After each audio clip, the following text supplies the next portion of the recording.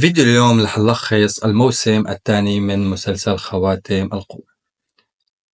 النقطة المركزية بالموسم الثاني هي عملية تزوير خواتم القوة، وهي خواتم معقدة صنعت باستخدام مهارات متقدمة من الحداد الإلفي يلي خدعه سارون وتلاعب فيه مشان صنع هي الخواتم تحت ذريعة إنها رح تكون وسيلة لحماية الأرض الوسطى وشعبها. بس الحقيقة إنه سارون كان بيهدف لاستخدام هي الخواتم كأداة للسيطرة على كل واحد بيلبسها. المدينة الألفية إيرغون وصراع آدار وسار. خلال أحداث الموسم الثاني بنشوف إنه المدينة الألفية إيرغون تتعرض لهجوم كبير من قبل آدار وجيشه من الأوريكس. آدار هو شخصية شريرة معقدة للغاية، بيعتبر نفسه الأب الروحي للأوريكس. هدول الكائنات المتوحشة بيشوفوا بآدار رمز أبوي إلهم، وهو كمان بيسميهم أطفاله. بس سارون بده يسيطر على كل الكائنات بما في ذلك الأوريكس، وهذا بيؤدي لصراع بينه وبين آدار. آدر ما بده تكون الأوريكس مجرد أدوات بإيد ساورون، بل بديون يعيشوا حياة كريمة وحر. بيعتبر آدر أنه الأوريكس بيستحقوا حياة مستقلة بعيدا عن سيطرة سارون المطلقة. بالمقابل سارون بيعتبر الأوريكس مجرد أدوات لتحقيق خططه بالسيطرة على الأرض الوسطى. هذا الصراع بالرؤى بيقود بالنهاية إلى صدام مباشر بين الشخصيتين، كل واحد فيهم بيسعى لفرض سيطرته على الثاني. المعركة بإيرغون هي بتجسد لصراع أعمق حول التحكم والسيطرة.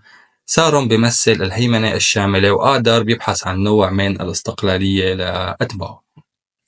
هلا بنيجي على توزيع الخواتم. توزيع الخواتم، أول شيء بدنا نحكي عن الجن إلهم 3 خواتم.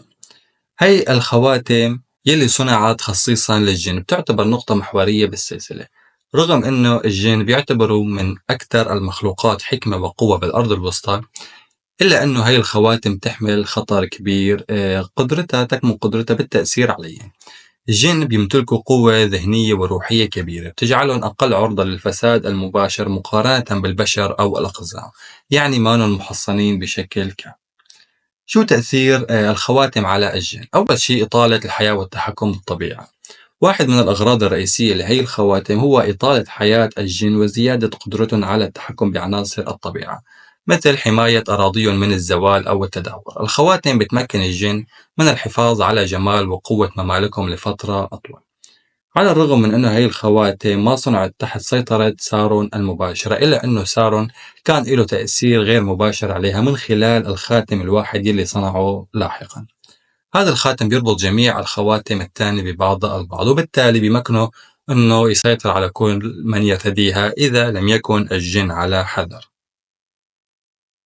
من هون بنشوف الجن بالبداية ما كانوا بيدركوا خطورة الخواتم، كانوا بيعتقدوا إنها رح تكون وسيلة لحمايتهم من التدهور، وخاصة من الخطر يلي عم يهدد خلودهم مثل التلاشي يلي كان يهددهم في ليندون. هلا بنيجي لحصة الأقزام. أول شيء طبيعة الأقزام بالأرض الوسطى عندهم سمات فريدة مثل قوتهم الجسدية وصبرهم الكبير، بالإضافة إلى حبهم العميق للثروات والمعادن النفيسة. لما أخذوا الخواتم السبعة ما صاروا خاضعين بشكل مباشر لسيطرة سارون مثل ما صار مع البشر، بس تأثير الخواتم كان بيتمثل بزيادة طمعهم وشغفهم بالثروات، وهو ما جعلهم عرضة للتدمير الذاتي. كيف أثرت هي الخواتم على الأقزام؟ أول شيء زاد طمعهم. الخواتم زادت من حب الأقزام للذهب والمعادن الثمينة. هذا الشغف المبالغ فيه دفعهم إلى حفر الجبال واستخراج الثروات بلا توقف، وهو ما أدى بالنهاية إلى استيقاظ مخلوقات مدمرة مثل البالروغ اللي كانت نايمة بأعماق الأرض. ثاني شيء أثر عليهم بالانقسامات الداخلية. الطمع اللي أثارته الخواتم أدى إلى صراعات داخلية بين الأقزام أنفسهم وبين ممالكهم المختلفة. صارت كل مملكة تسعى لجمع أكبر قدر ممكن من الثروة حتى لو كان ذلك على حساب الآخرين. مثال من التاريخ، بأحد الممالك الأقزام أدى الطمع بالذهب الناتج عن تأثير الخواتم إلى اكتشاف الميثريل، وهو معدن ثمين جدا وقوي. مو ثمين غالي. كان هذا الاكتشاف واحد من أهم الأحداث في تاريخ الأقزام، لكنه بنفس الوقت كان بداية دمارهم.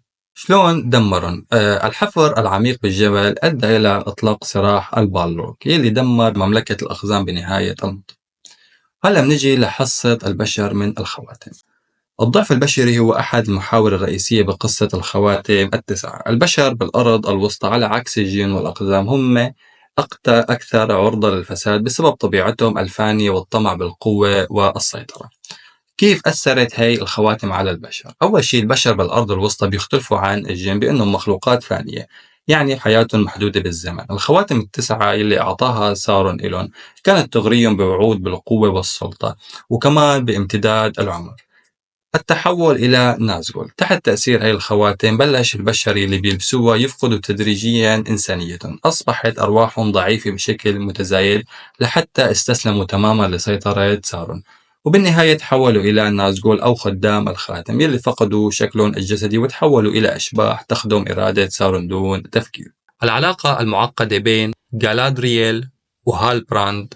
بهذا الجزء لازم نركز على الجانب العاطفي والنفسي للعلاقة بيناتهم. هاي العلاقة ما مجرد جزء فرعي من القصة، بل هي أحد الأساسات يلي بيعتمد عليها الصراع الداخلي لشخصية غالادرييل. غالادرييل يلي فقدت شقيقة بسبب سارون كانت مهووسة بالانتقام، بس لما بتتقرب من هالبراند بتشعر بأمل جديد، كان القدرة على إعادة بناء حياتها الشخصية من جديد. بس اكتشاف حقيقة هالبراند كسارو بيمثلها صدمة عميقة، وبتشعر بالخيانة من الشخص اللي وثقت فيه ويمكن حبته. هذا الصراع بين الحب والكراهية بيمثل جوهر الشخصية المعقدة لغالادرييل. هي مانا بس شخصية محاربة تسعى للانتقام، بل هي أيضا شخصية بتواجه مشاعر معقدة تتعلق بالثقة والخيانة وتحدي مفاهيمها الخاصة عن الخير والشر. هلا بننتقل لإيلون وموقفه المعقد. إيلون اللي كان عليه أن يختار بين إنقاذ غالادرييل أو الوفاء بوعده بمحاربة سارون بكل وسيلة ممكنة، بيواجه واحد من أكثر اللحظات صعوبة بحياته. بلحظة إنقاذ غالادرييل بيكون إيلون على دراية تامة بأنه استخدام الخاتم لإنقاذها رح يعني التضحية بجزء من نفسه والوقوع تحت تأثير سارون، ومع ذلك حبه إلها بيدفعه إلى اتخاذ القرار الصعب بإنقاذها. هذا القرار بجسد الصراع الداخلي العميق بين الحب والواجب. إيلون كان بيعرف أنه إنقاذها رح يكلفه كتير على المستوى الأخلاقي والشخصي، بس بقرر أنه يتجاهل هذا الواجب لمصلحة الحب. المملكة الألفية واستعداد الجن للمعركة. بنهاية الموسم الثاني بتركز على التحضيرات الكبيرة للمعركة القادمة بين الجن وسارون. هاي التحضيرات ما مجرد استعدادات عسكرية، بل بتعكس التوترات السياسية والاجتماعية داخل المملكة. في المشهد الأخير منشوف جيل جالاند ملك الجن وهو عم يحمل سيفه مستعد للمعركة، وهذا بيشير لأن الجن رح يختاروا المواجهة المباشرة مع سارون. هذا القرار ما سهل. الجن بيدركوا مدى قوة سارون وتأثيره المتزايد على البشر والأقزام. داخل المملكة الإلفية هنالك العديد من التساؤلات حول ما إذا كان يجب التركيز على الدفاع عن أراضيهم أو الهجوم على سارون بشكل مباشر. هذا الصراع بين الدفاع والهجوم بيعكس التحديات اللي بيواجهها قيادة الجن، اللي بيدركوا أن مستقبل الأرض الوسطى بيعتمد على قدرتهم على اتخاذ القرار الصحيح. هلأ بننتقل لغاندالف أو المعروف بالموسم الثاني باسم الغريب، يلي بركز على رحلته لاكتشاف هويته. هذا الجزء بيمثل بداية تحول غاندالف من شخصية غامضة إلى الساحر الحكيم يلي بنعرفه بقصة سيد الخواتم. خلال الموسم منشوف غاندالف عم يواجه الساحر المظلم يلي بيحاول يقنعه بالانضمام إليه. هذا الصراع بيمثل اختبار لغاندالف، بيكون مجبر على اتخاذ موقف واختيار بين القوة والسلطة أو الحفاظ على صداقاته وقيمه الأخلاقية.